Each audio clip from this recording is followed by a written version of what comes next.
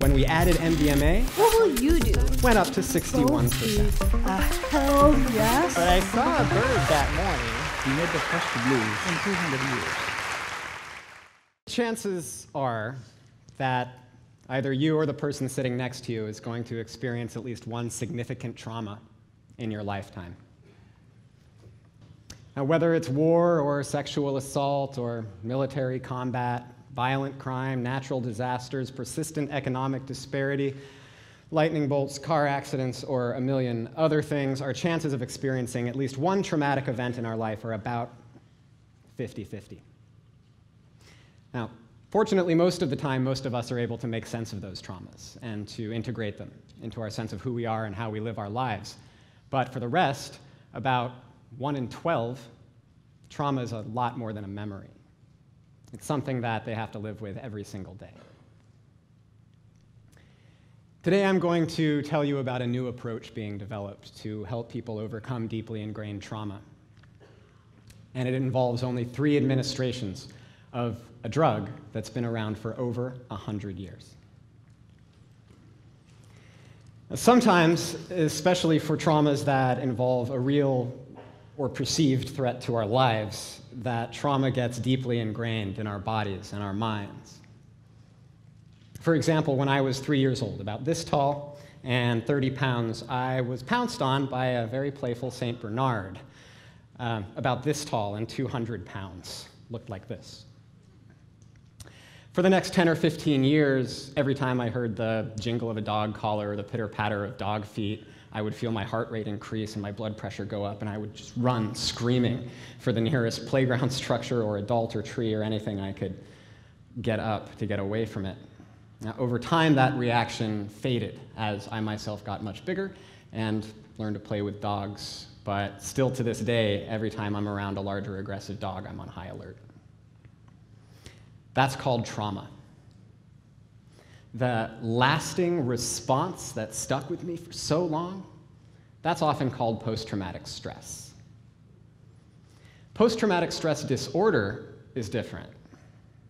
PTSD is a serious, diagnosed psychiatric condition, and the symptoms can be anywhere from persistently annoying to chronically debilitating. We don't know why some people get PTSD from traumas and others don't. But what we do know is that PTSD does not go away without treatment. The symptoms of PTSD include always being on alert. The fight or flight response is always activated. Avoidance, trying to get away from the trauma, situations that remind us of the trauma, to try to keep it from happening again, no matter how unrealistic that might be. We're always re-experiencing the trauma, where it's always on repeat, like flashbacks, and that happens whether we're awake or asleep. Persistently terrifying thoughts and nightmares are very common with PTSD, and as a result, people with PTSD have 2 to 3 times the suicide risk of people without. And the problems just go on and on. People with PTSD are at higher likelihood of anxiety, depression, substance abuse, unemployment, and just overall generally lower quality of life. And altogether, these symptoms are what make living with PTSD so difficult. They involve getting away from the trauma to try to keep it from happening again. So about half of us will experience at least some traumatic event in our lifetime. 8%, about 8 million adults in the US right now, will develop PTSD.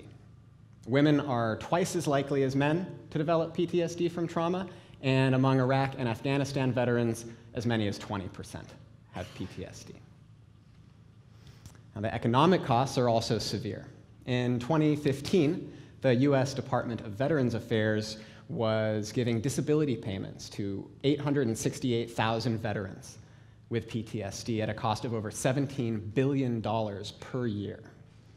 And that same year, in 2015, the total cost of prescription drugs for mental health in the US was $309 billion. That's more than the gross domestic product of Colombia.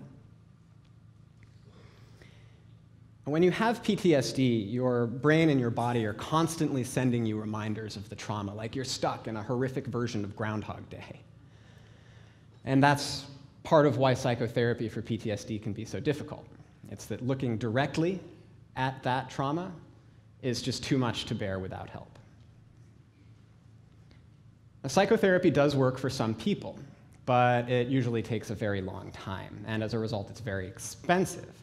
Plus, psychotherapy is usually combined with medications anyway. And the two approved medication treatments for PTSD are sertraline, that's brand name Zoloft, and paroxetine, brand name Paxil. Both of these are antidepressants, and both have to be taken every single day in order to work.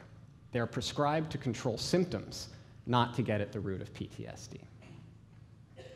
Now, one of the problems with taking a drug every day is that the side effects will continue as long as you're taking the drug. Another issue is what's called compliance.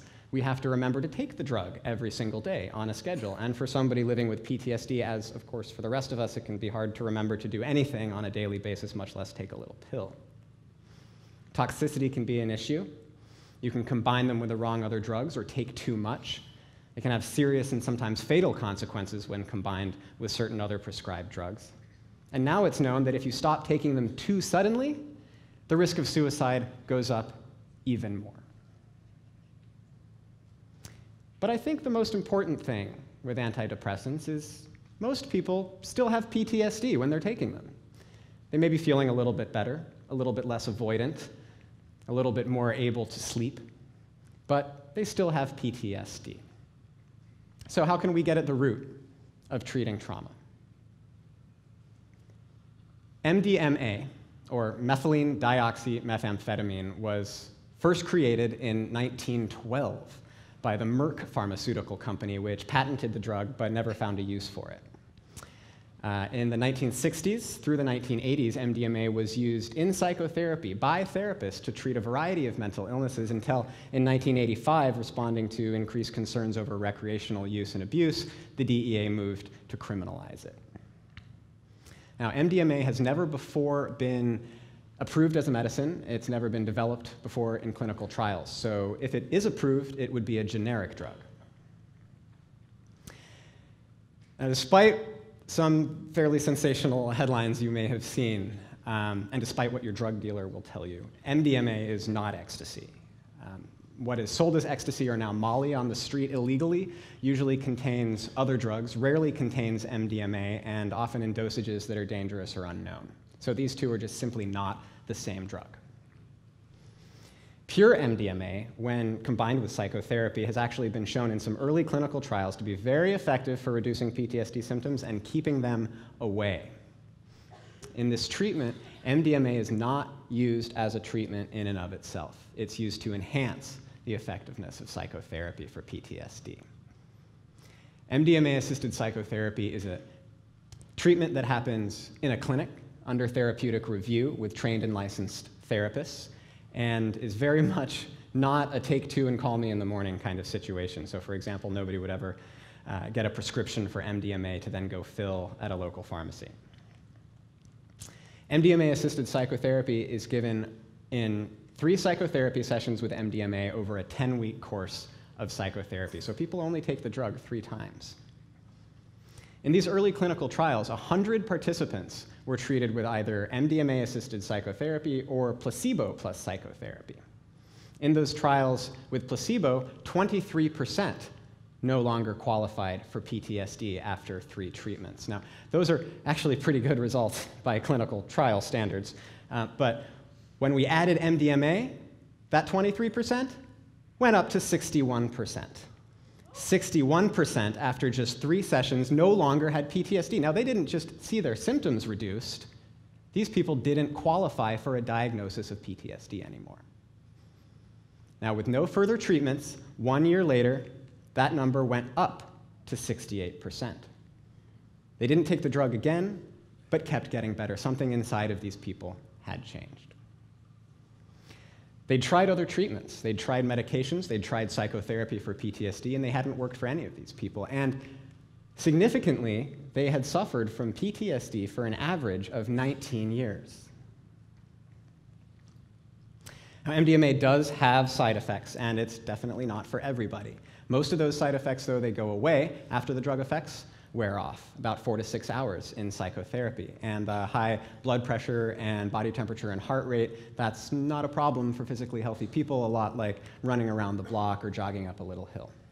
Also, nobody in these trials reported any dependence or abuse of MDMA after participation.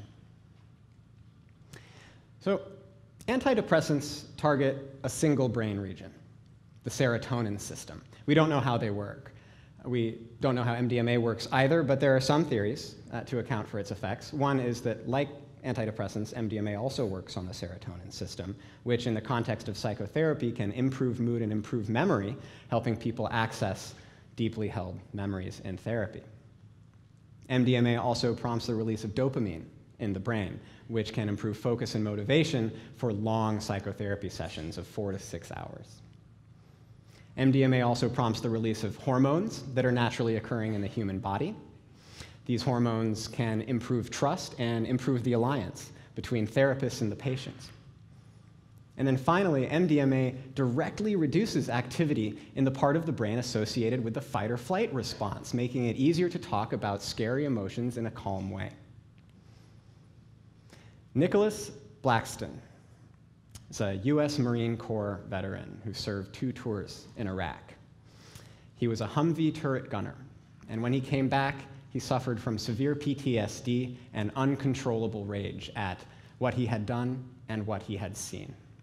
I'm going to show you a brief video of Nicholas's very first MDMA-assisted psychotherapy session in these early trials. Try and think of that really rageful aspect of me, like I can't even, I know it's there, but it just doesn't, I really feel like so much more at peace with like everything. Great. Like even if I try and think about Iraq and everything, like I somehow feel like really peaceful about the fact that that's my journey and that.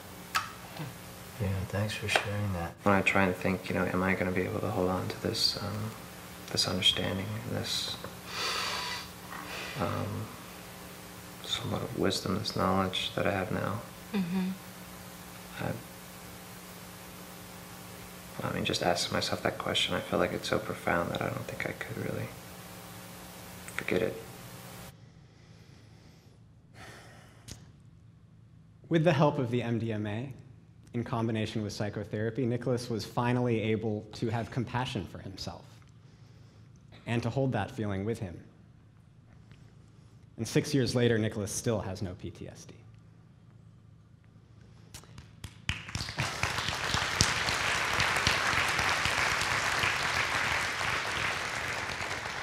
The Multidisciplinary Association for Psychedelic Studies, or MAPS, is a nonprofit pharmaceutical company that's moving into phase 3 clinical trials with MDMA-assisted psychotherapy this year. This is the last phase of research before the FDA decides whether to approve MDMA-assisted psychotherapy as a legal prescription treatment, and will enroll 200 to 300 more participants across 16 sites in the US, Canada, and Israel. In this past August, the FDA granted breakthrough therapy designation to MDMA-assisted psychotherapy for PTSD, acknowledging that it represents a potentially significant advance over the currently available treatments for PTSD, and agreeing to expedite its development and review. Now, if the phase 3 trials are successful and they replicate the results that we saw in the phase 2 trials, FDA approval for MDMA-assisted psychotherapy is expected as soon as 2021.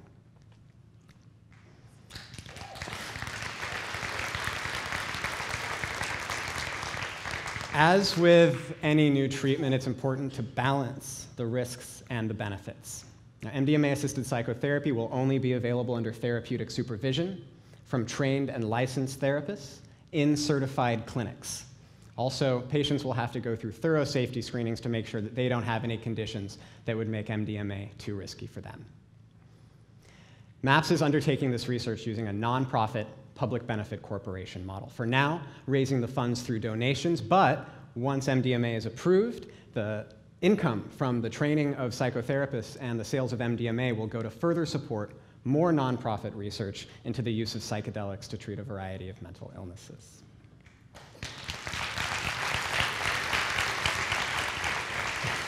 This is sustainable drug development for social benefit and not for profit.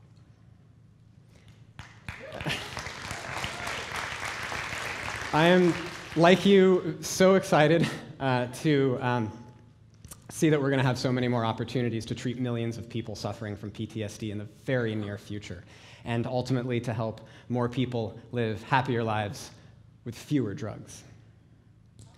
Thank you.